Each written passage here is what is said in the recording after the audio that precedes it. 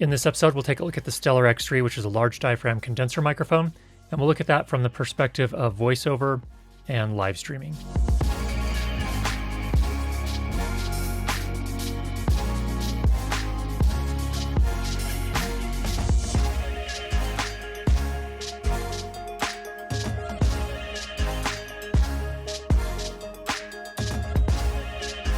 First off, if you're looking for singing vocals and instrument recordings, I apologize. We're not going to do those here. You're dismissed. Don't want to waste your time. First up, let's get you a variety of samples from different voices. It was easier to know it than to explain why I know it. If you were asked to prove that 2 and 2 made 4, you might find some difficulty, and yet you are quite sure of the fact. It was easier to know it than to explain why I know it. If you were asked to prove that 2 and 2 made 4, you might find some difficulty, and yet you are quite sure of the fact. It was easier to know it than to explain why I know it. If you were asked to prove that 2 and 2 made 4, you might find some difficulty, and yet you are quite sure of the fact.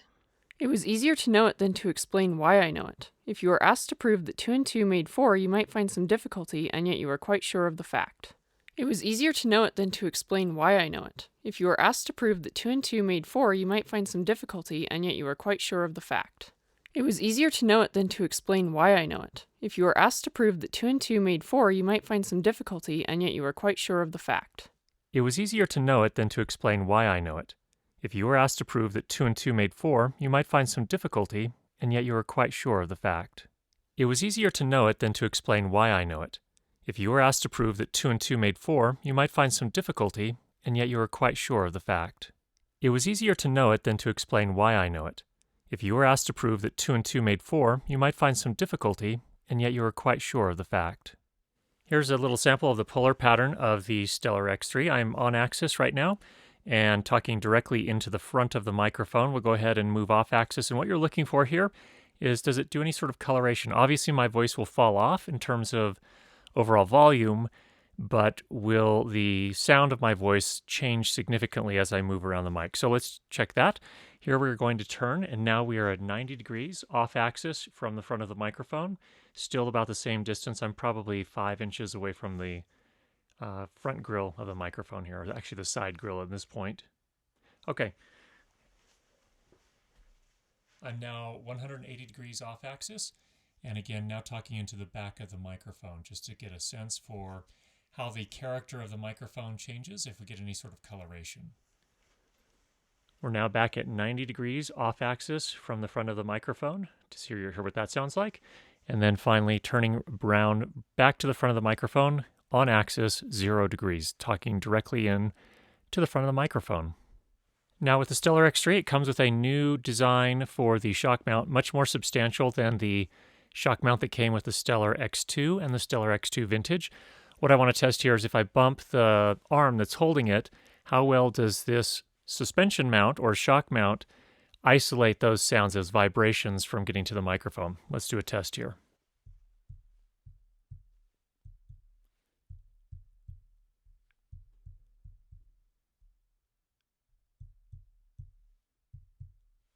Next up, we'll do a plosive test here. For those not familiar with the concept of a plosive, when I say the letter P or B, typically when we say those things, a little puff of air comes out of our mouths. If that hits the microphone capsule, it can make a very low frequency kind of boom sound to it. And we're just checking to see how well the grill does at rejecting those. So Peter Piper picked a peck of pickled purple peppers. That's directly into the microphone. I'm about 4 to 5 inches away right now. I'm going to turn a little bit, 45 degrees. So I'm talking just past the side of the microphone. Peter Piper picked a peck of pickled purple peppers. And then I'm going to put on the included foam cover. It does not come with a more traditional pop shield. This is out in front of the microphone. It does come with a foam cover. We'll put that on. Now speaking directly into the microphone with the foam cover on, Peter Piper picked a peck of pickled purple peppers. And then again, 45 degrees off axis. So just past it right here. Peter Piper picked a peck of purple pickled peppers. Next up, a little bit of a sibilance test for those not clear with the concept of sibilance. It is a sort of sizzling sound that happens when you say the letter C or S, and my voice has a lot of it. and different microphones respond to that differently. So this is kind of the brutal test because my voice has lots of it. So she sells seashells by the seashore. Now if I come down here a little bit, she sells seashells by the seashore.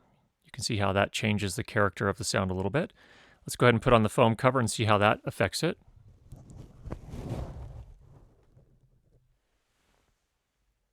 She sells seashells by the seashore. She sells seashells by the seashore. Now, we reviewed the Stellar X2 and the X2 Vintage, along with a variety of other large diaphragm condenser microphones earlier in 2020. We'll go ahead and put a link for that up here. In terms of build quality, it looks like there's a little bit of a step up here. Not a huge step, but because the Stellar X2 is already quite good. But the Shockmount definitely appears to have gotten a pretty substantial upgrade, and it is really, really nice. It looks very much like a U87 from Neumann type of shock mount, and it works quite well. Included with the microphone is a padded hard case, a pleather pouch, a shock mount, and a 5/8 to 3/8 inch thread adapter, the foam wind cover, and of course the microphone itself. The microphone does have a high pass filter. Let's go ahead and turn that on right now. This is what it sounds like with the high pass filter turned on. They actually refer to it as a proximity filter. So if I get up really close on the microphone and talk here, it shouldn't get as woofy sounding as it will typically get when you don't use that. Let me go ahead and turn it off. Here is without the high pass filter. If you're close miking, really close miking, you can expect something that sounds a little bit more like this. So there's a sample of what the high pass filter sounds like. There is also a minus 10 dB pad. That's mainly going to be for recording really loud sound sources. For example, if you're recording a guitar cabinet, some other sort of amplifier, you might use something like that. Now, what makes this microphone special, especially in regards to the Stellar X2 and the Stellar X2 Vintage? Well, a couple of things that the manufacturer lists is, first of all, custom circuitry. So they've done some work in terms of the overall preamplifier circuitry within the microphone itself. There are evidently some advantages there. Also, they're using a 3-micron thick Mylar gold sputtered diaphragm as part of its K67 style capsule. Now, what's a K67 style microphone capsule? It is a style of microphone capsule that was used originally in the Neumann U67, and it is used in a lot of large diaphragm condenser microphones now. What they've done here is they've gone with a thinner Mylar, and they claim that that can do a couple of things. Number one, improve the signal-to-noise ratio and potentially the self-noise spec as well. So overall, you're hearing what it sounds like. Looking through some of the other specs here, its sensitivity comes in at minus 33 dB, output impedance at 110 ohms. 110 ohms is actually quite good. What that means is, in practical terms, it can work with almost any kind of preamplifier. The maximum sound pressure levels that the microphone can handle is up to 135 dB, pretty common for a quality large diaphragm condenser microphone. Its equivalent self-noise spec comes in at minus 8 dB A-weighted, which is really quite good for a large diaphragm condenser microphone. So that means it's not making a lot of its own noise within its amplifier circuitry. This is definitely much closer to the RODE NT1 in terms of its overall self-noise spec, which is very, very good. It does require 48 volts phantom power. Almost any preamplifier with an XLR input can supply that, so that's not going to be a problem. And then, of course, it comes with a 1-year warranty. So what are my thoughts?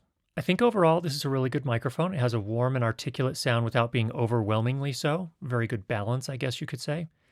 It has well-controlled higher frequencies without the harshness that often comes with sibilant voices like my own. It is somewhat sensitive to plosive, so you'll want to use the included foam cover or add a third-party pop filter. In terms of polar pattern, large diaphragm condenser microphones have a tendency to have a bit more coloration when sound is coming from off-axis, but the X3 overall did well compared to others. And another thing is the shock mount is actually really quite effective. I was surprised by that. It did better than I expected. I shouldn't have been surprised, I guess. It really is a much more robust kind of design than the X2 and the X2 Vintage. So overall, it seems like a microphone that will work really well with a wide range of voices. And so I'd say to TZ Audio, really good job. This is a company that really only came onto the scene a couple of years ago with the Stellar X2 and the X2 Vintage, were kind of the main ones I was aware of. And the X3 really puts them in some impressive company. Like, I really feel like the RODE NT1 and this microphone are basically neck and neck. The nicer thing about this is it does have the high pass filter and it has a minus 10 dB pad, which the NT1 does not have.